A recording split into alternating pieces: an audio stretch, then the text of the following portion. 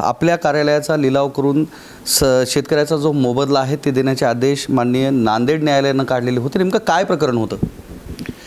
नाही, तो जो मावेजा मान्य न्यायालयाच्या आदेशानं जो जमा करण्यास सांगितला होता तो जमा करण्यात आलेला आहे आणि तो माननीय न्यायालयाने तो आदेश पण रद्द केलेला आहे.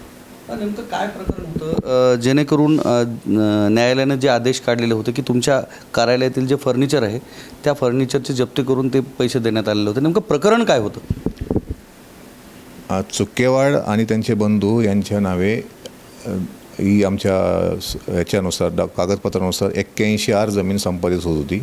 त्यापैकी चुकेवाड यांनी त्यांचा 40 आरचा मावेजा उचलला होता आणि त्यानंतर उर्वरित मावेजासाठी त्यांनी मान्य न्यायालयात अपील केलं होतं आणि न्यायालयाच्या निर्णयानुसार जो काही वाढीव मावेजा आहे तो आम्ही न्यायालयात जमा केलेला आहे आणि त्यावर जो आदेश निघाला होता तो पण मान्य न्यायालयाने रद्द केलेला आहे. विश्वनाथ चुकेवाड नावाचे जे अल्पभूधारक आदिवासी जमातीतील शेतकरी आहेत त्यांना जवळपास 2 एकर जी जागा आहे ती तुमच्या ऊर्ध्व पैनगंगा प्रकल्पाच्या डाव्या कालव्यामध्ये गेलेली होती आणि गेल्या 50 वर्षापासून ते आपल्या कार्यालयाला खेटे मारत होते. त्यांना 50 वर्षाचा इतका मोठा कालावधी लागण्याचं नेमकं कारण काय?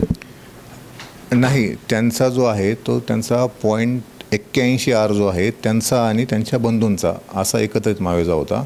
तो त्यांना आम्ही दिलेला आहे. फक्त वाढीव मावेजा जो आहे त्यासाठी त्यांनी अपील केलं होतं. वाढीव मावेजाची जी रक्कम आहे ती मिळण्यासाठी इतका मोठा विलंब लागतो? शासकीय कार्यालय ज्या पद्धतीनं मन आहे की शासकीय काम आणि 12 महिने थांब त्या पद्धतीची प्रक्रिया सुरू असते का कार्यालयामध्ये? नाही, हा निवड कार्यालयाचा असं म्हणता येणार नाही. हा मान्य न्यायालयाच्या कक्षेत हा विषय होता आणि न्याय निर्णय झाल्यानंतर मग त्याचं एक्झिक्युशन ज्यावेळेस आलं त्यावेळेस ते पैसे जमा करण्यात आलेले आहेत.